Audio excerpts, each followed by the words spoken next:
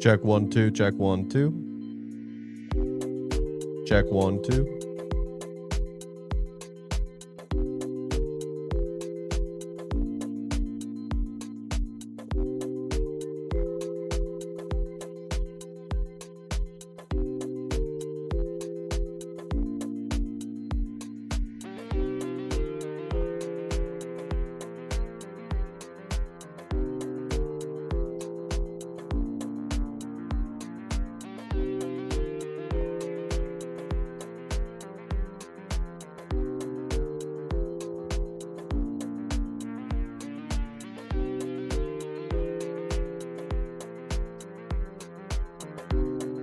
Welcome to the Stadium Pulse. Ladies and gentlemen, my name is Tegan Randolph, your host for all things college football. It is a beautiful, beautiful Thursday afternoon as I am currently changing the date because originally, this goes to my next point, originally this was supposed to be a Friday show.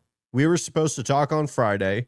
I was going to talk about North Dakota State going to the Mountain West, which I think is an underrated story in college football. We were supposed to talk about Auburn, which we will talk about, but news has just broken regarding Trinidad Chambliss now getting his 6th year of eligibility.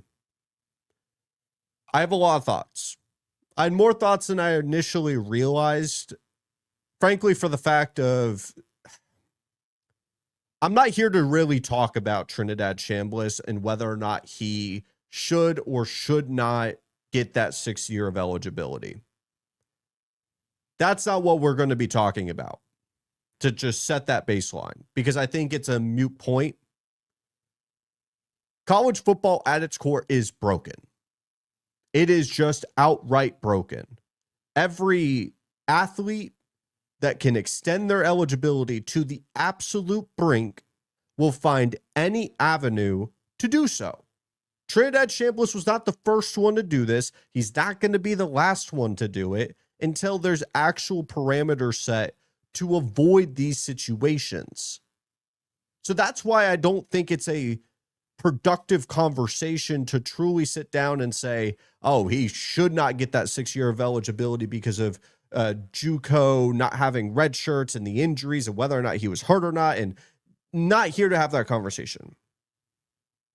I do think it is more interesting to have a conversation on, was this all worth it? That may seem like a rhetorical question, because obviously if you're going through this process and you are Trinidad Chambliss and his team and the lawyers and all this, that to get to the end of the finish line and you got what you wanted. In that case, in that perspective, of course it's worth it. But let me share a perspective that I'm coming from. Someone that is just talking into a microphone and a camera on a late night on a Thursday. Trinidad Chambliss, his draft stock is never going to be as high as it is right now. To call a spade, we're talking about an NFL draft class that I've been studying front to back to front. The quarterback position group is arguably the weakest of the entire class, right there with running back. Both of them being saved by incredible talents in Fernando Mendoza and Jeremiah Love, respectively. But from that point going forward, it's a weak draft class.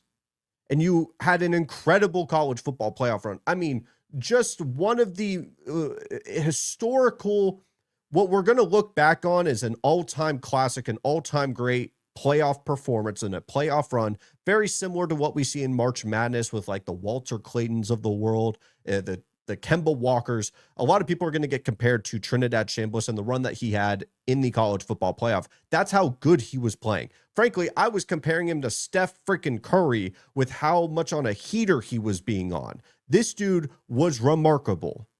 There's not enough adjectives in the damn dictionary that could describe how damn good he was in the college football playoff. There was discussions. There was talking points about, oh, could he find himself in the back end of the first round because of how weak the quarterback class, and honestly, the relative class itself was seen as weak, and it is relatively weak compared to future classes and the classes before it. I think he would have ended up landing probably in the second round, because what he does have is this creative ability to extend plays. He could play through the confines of a system. There's a lot of things to like with Trinidad Chambliss as an NFL prospect. But the red flags are that he is a very old quarterback compared to a lot of guys coming out, like Dante Moore, I believe, is 20 and about to be 21. Chambliss is 24. He will be 25 by the time he is going to be playing in the NFL in a year's time, which presents its unique challenges, but he's also undersized, very much undersized. We're not just talking about, oh, he's 6'1", 6 foot. He is an undersized quarterback, and I'm sure very similar to Diego Pavia, once those measurements really become official, he's going to become even more undersized, and he's not even bulky like a Diego Pavia. So you have these baseline problems as a prospect. And I'm coming from the perspective that the NFL draft is the last thing. It is the goal. And if Trinidad Chambliss was to comment, somehow see this and say, yeah, the NFL draft wasn't my end goal, that's fine. Ignore the rest of my point. But I would be shocked if that's the case. I would be shocked if what he wants with the rest of his career is either option A, one final season at Ole Miss, the 6th year, the experience to be at Ole Miss for one final time, which, credit to him, like, I'm sure he loves Oxford, Mississippi. The fans obviously love him. Going from Ferris State winning championships to having the run that he did, and it feels like he wants to finish the story. I get it. I do. But his draft stock was never going to be as high as it is right now. Not only for the fact that he is going to have another year added to his age, not for the fact that I think Ole Miss overall is going to be taking a step back, not only in its roster talent, but the overall quality of the coaching staff. If you want to even get more granular than that, the quality of the offensive minds within the confines of Oxford, Mississippi is going to take a step back. It would be insane to expect that they were going to get at least the bare minimum quality that we had with Charlie Weiss and Lane Kiffin to continue with a completely different coaching staff. I wouldn't say completely different because you still have Pete Golding, who's the interim, gone full-time. Nonetheless, the things that are out of his control are automatically going to diminish his draft stock. 2027 looks to be an incredible quarterback class. We've talked about it on this page. I've detailed 11 names I could viably see being first-round talents. Now, I'm not saying all 11 are going to be first-round talents, but there's 11 guys I think have crazy amount of talent that is all going to pass up Chambliss. Throw in the fact that the overall class is better. My point being, what we're not talking about enough is, why did he just not go to the NFL? Your draft stock was never going to be as high as it was. It's a weak class. You were probably going to be quarterback 2 or 3, bare minimum. Instead, you are choosing another year of tape to show your flaws, your weaknesses, your strengths, who you are as a player without Lane Kiffin, without Charlie Weiss, which you could somehow do mental gymnastics to convince me that's a good thing. And then you throw in the fact that the class is better. I'm not upset that Trinidad Chambliss is back in college football. That's not the point of me saying this whatsoever. I'd be dumb to say that. I'd be dumb to say, yeah, my favorite sport in the entire face of the earth, I don't want another star quarterback. I'd rather see Deuce Knight try to develop on the fly and start for the Ole Miss Rebels. Even though I'm a fan of a team in the SEC, we don't play Ole Miss. I couldn't care less what they do.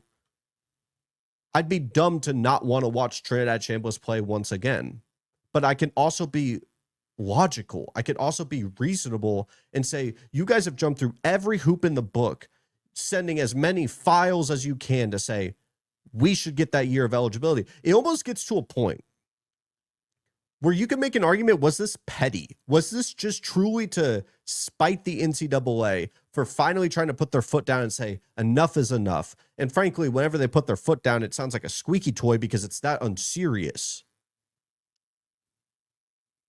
I could almost see that perspective that Chambliss and his group really just felt pettiness and wanted to stick to their guns and get to the finish line and prove that the NCAA was the ones in wrong. And they're in the wrong for so many different reasons. And now they choose to put their foot down. It's like you can't just randomly decide you have a spine and a backbone. That's the NCAA's problem, one of many. I also want to have another perspective on Ole Miss as a whole, which if you picked up the tea leaves and you understood what I was trying to say at the first part, Ole Miss got Kawan Lacey. They now have Trinidad Chambliss. They potentially have their future in Deuce Knight. You have Pete Golding, who's going to man up the defense. I get it. There's plenty to, you could, if you want to sell me on some Ole Miss stock, I know what your talking points are going to be. I'm not buying. I'm not going to buy on Ole Miss this 2026. Trinidad Chambliss is a really fun quarterback. The last thing in your mind, the last thing you saw with Trinidad Chambliss was a damn good quarterback, one that pushed Ole Miss to the brink of going to the national championship. Understand that that wasn't all rainbow and sunshines with Chambliss. It wasn't. And that was the perfect situation for him. He was a flawed player entering. That's why he wasn't the starting quarterback. He turns out to be an incredible player. There's nothing that is going to come out of my mouth that try to discredit what he is as a player. But the surrounding circumstances are going to take a step back. Coaching is so important time and time again. I'm going like any preseason take, it's a gamble. You are betting on whether or not you want to believe in one aspect of a team or another. I banked on the fact that South Carolina was a three-headed monster and there was nothing underneath. They were a top 13 team entering 2025. I was banking on the fact that that was fool's gold. That was snake oil. I did not believe in it.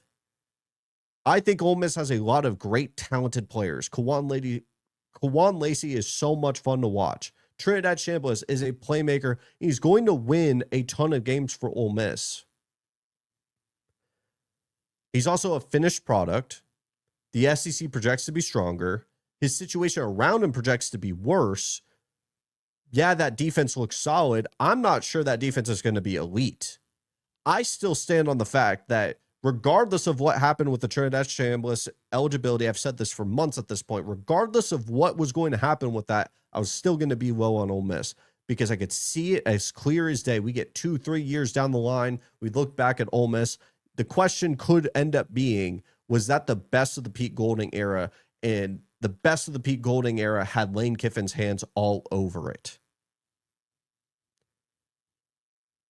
If Ole Miss had found a way to win the national championship, Lane Kiffin would have gotten a ring. Whether Ole Miss fans want to agree with that, he would have, and deservingly so, should have gotten a ring. I think in actual practice, he probably would not have for how he left Ole Miss, but he deserved one. And he deserves a ton of credit for what that offense was, especially with Charlie Weiss, a damn good OC. The Chambliss story is a great one. You get a superstar back into the ecosystem with an already loaded quarterback class, but a lot of the common college football fans really struggle with what's a great college quarterback to the NFL. I don't think his stock is going to be any higher than what we saw in January, and I think it's just going to get lower at this point. I'm willing to plant the flag now, and we will see a year from now what that will look like. I'm willing to make a bet that his stock will not be as high as a second-round pick currently right now as it stands. But like we said before, if the NFL is not the final goal, if that amount of money that will come with being a second-round pick is not the goal at the end of the day, he gets the NIL package, I'm sure. And congratulations to Trinidad Chambliss. I don't mean it to come off as a backhanded thing to say, truthfully. I'm happy that he's back in college football. But my opinion that no one asked for, but I'm still going to give out because that's what I'm supposed to do as someone that loves talking about college football. That's my take on it. You should have gone to the NFL draft. I don't know if this whole storyline was necessary at the end of the day. And that's coming from someone that loves college football, and I'm happy Chambliss is going to be back on the field. Truthfully. But nonetheless, that's not the only thing we're going to talk about today. I didn't just get on the camera to just talk about Chambliss, although part of that is true. Guys, I have something I want to announce. I might be believing in Auburn.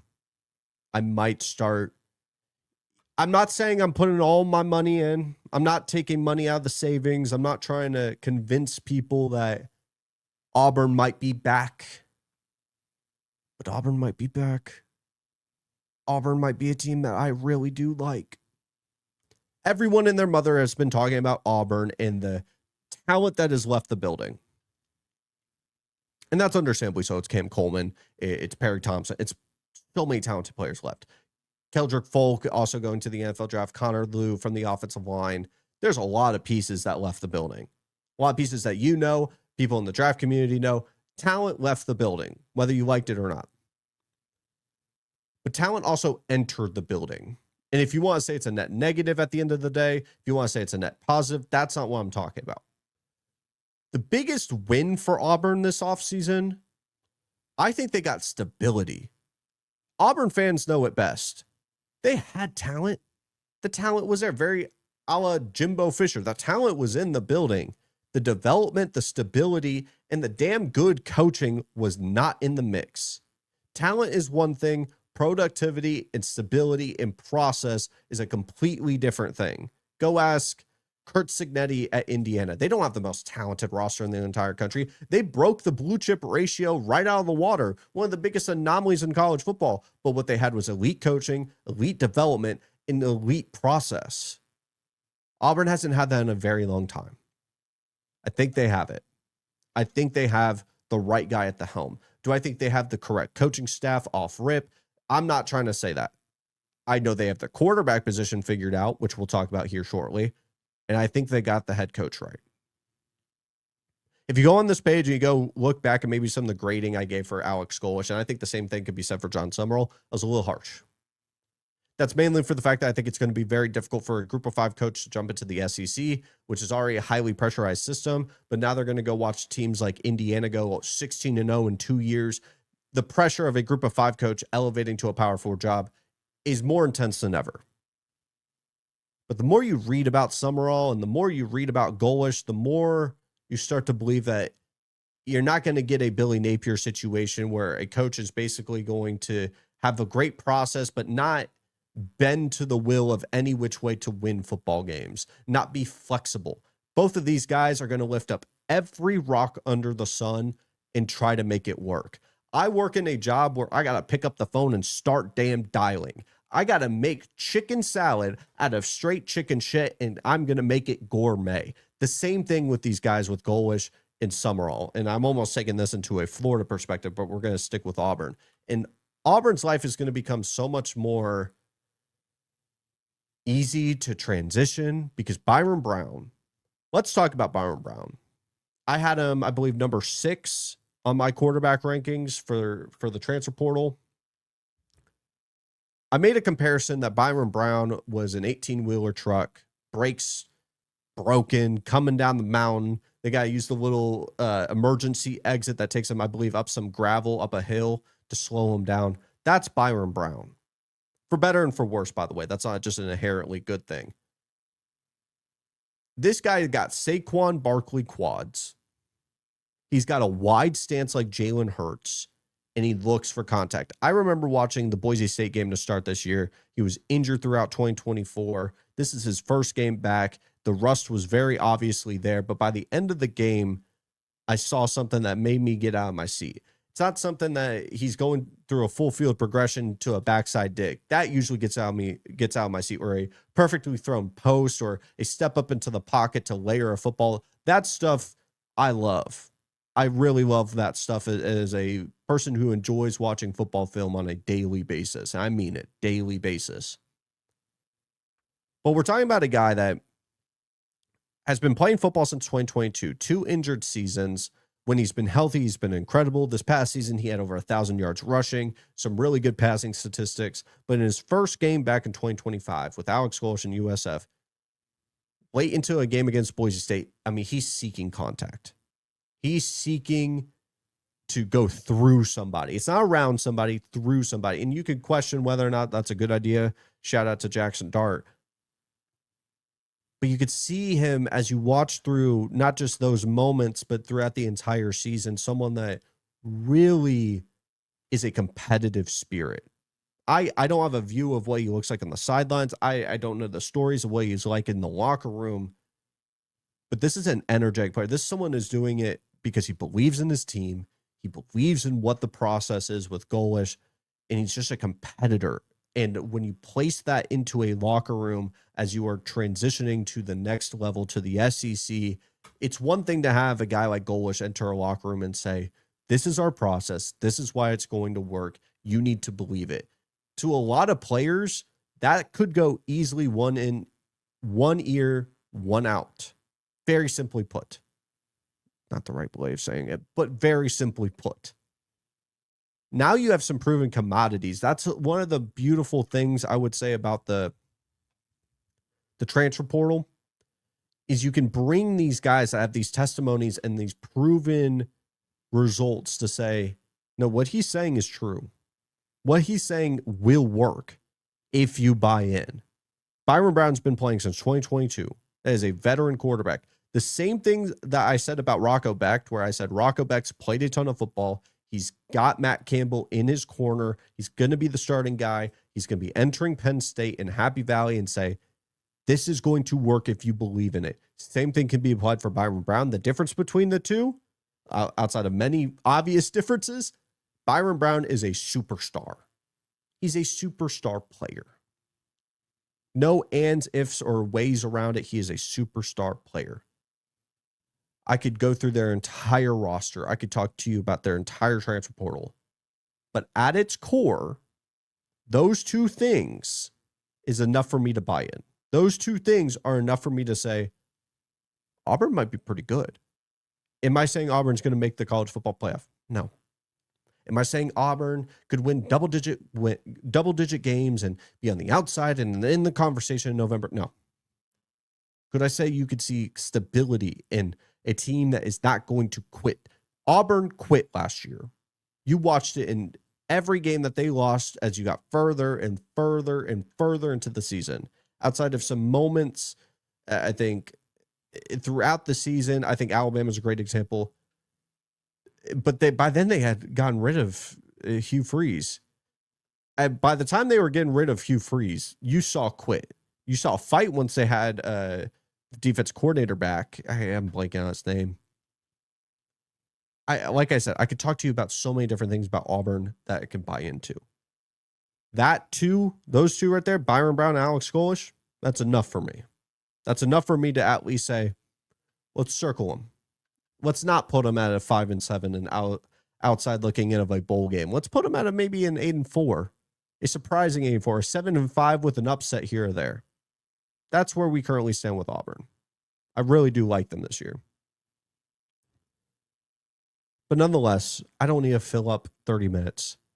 We will talk about North Dakota State because I didn't even write down my notes. This was a no notes podcast, which is a scary thing for me because I will start talking about something that I know it, but I don't know it. Like some statistics. Like usually I have a little thing here that has all my notes that I write down. Did not do it. Wanted to get this out to you because the news had just broken about Chambliss. So this is almost like a bonus episode. So Chris or anybody who sees this, that's why it's as short as it is. But nonetheless, thank you so much for watching the Stadium Pulse. Leave a like, comment, subscribe. Go check to see if you are subscribed. Much of the analytics tell me that you're not. It would mean the world if you gave this show an opportunity. We've been seeing a ton of momentum as of recent, so it would mean the world if you gave the show an opportunity. But with that being in mind, I will see you guys here on Sunday. I will see you guys. So, peace.